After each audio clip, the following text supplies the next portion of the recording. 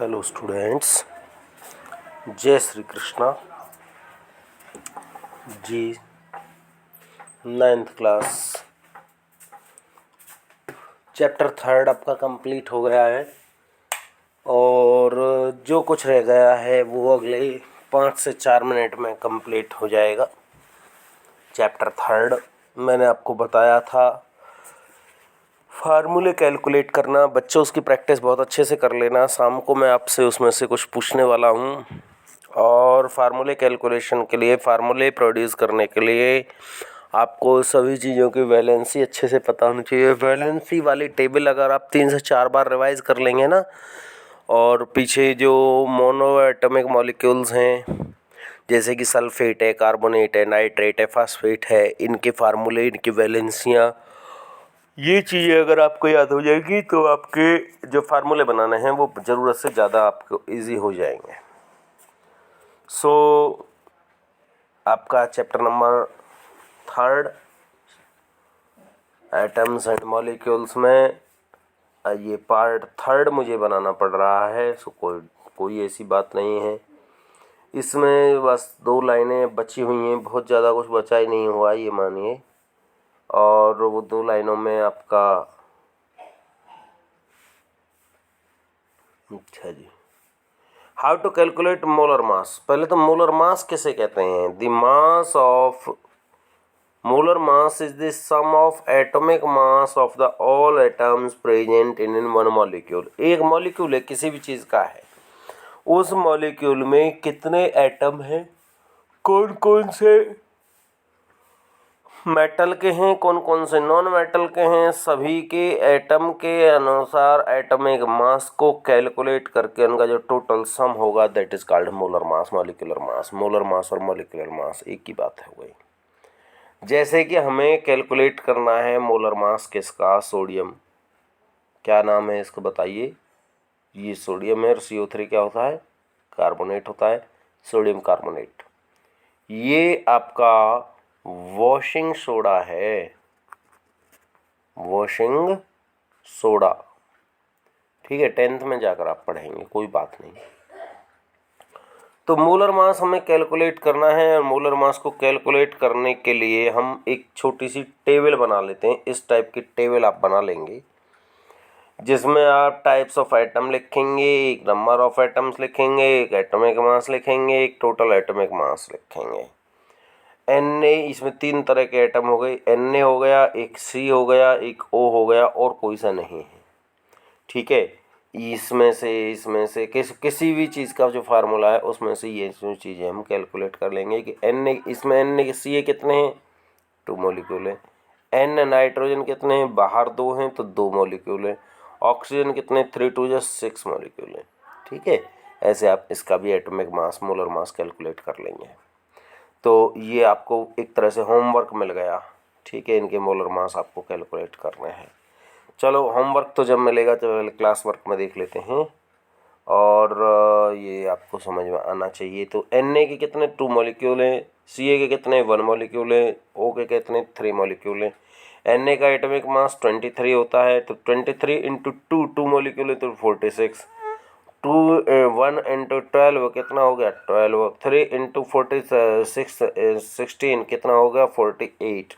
और टोटल उन्हें हम कैलकुलेट कर दें, सम कर दें। टोटल इतना प्लस सम प्लस प्लस प्लस 106 क्या आया ये unit? AMU, atomic mass unit. ठीक है, AMU आया।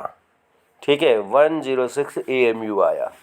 अभी कोई पूछे हमसे, अभी इसमें से पूछे कि हाउ मैनी,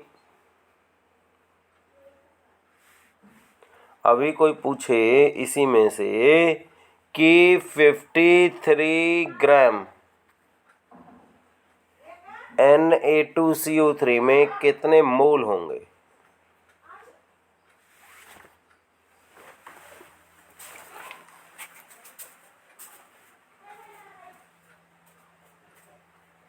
कितने मोल होंगे?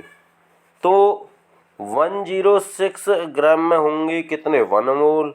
1 ग्राम में कितने होंगे 1/106 मोल, और 53 में कितने होंगे 1/106 इंटू 53, कैलकुलेट करेंगे 1/2 मोल। ठीक है, तो ये आपका क्या हो गया, टोटल नंबर ऑफ मोल्स हो गए। जितना एक मॉलिक्यूल को बनाने में जितना मोलर मास लगेगा वो होगा 1 मोल के लिए, और फिर जितने आपको कैलकुलेट करने हैं वो एक अलग बात रही। और इसके बाद में आपको ये सारी चीज़ें कैलकुलेट करनी हैं। ये आपका होमवर्क हो गया, मैंने आपको बताया ये आपका होमवर्क है। तो नंबर ऑफ मोल्स, 1 मोल, मोल की definition contain number of gram of atomic mass of A compound. एक एटम के एटॉमिक मास में जितने नंबर ऑफ ग्राम्स कंटेन होते हैं वो उसका 1 मोल कहलाता है। और उसी 1 मोल में कितने मॉलिक्यूल्स होते हैं 3.022 इंटू 10⁻23 मॉलिक्यूल्स होते हैं। यानी कि इतने मॉलिक्यूल कलेक्ट कर दें तो भी 1 मोल होगा, और उसके एटॉमिक मास के बराबर इतने ग्राम जो कंपाउंड ले लिया जाए तो वो भी उसका 1 मोल होगा।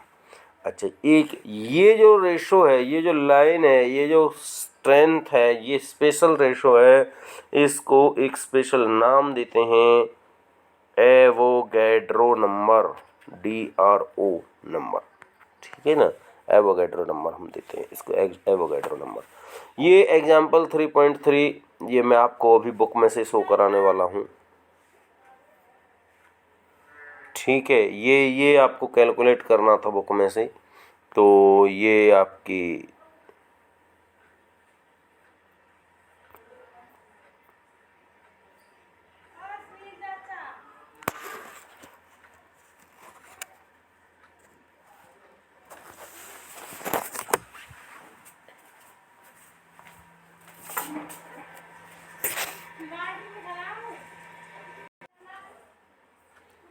जी, ये आपका एटॉमिक मास है।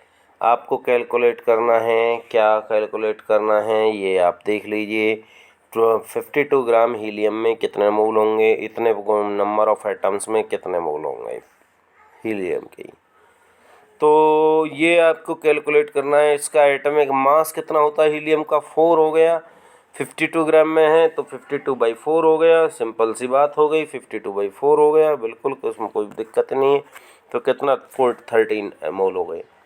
अच्छा, दूसरे के लिए आपको कैलकुलेट करना है कि 12.044 ग्राम में नंबर इंटू 10⁻23 में कितने मोल होंगे। तो ऊपर ये गिवन पार्टिकल्स हो गए, नीचे एवोगैड्रो नंबर हो गया, और डिवाइड करके कितने 2 मोल्स हो गए।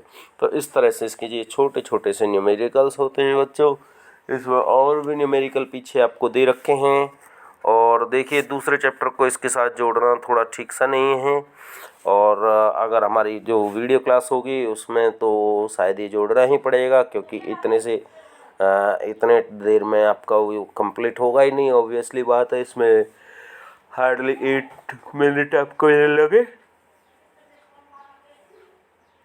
तो ये चीज़ आपको क्लियर होनी चाहिए। Practice makes a man perfect. आपको जो है परफेक्टनेस लानी है, तो उसके लिए आपको जो है थोड़ा सा प्रयास करना है।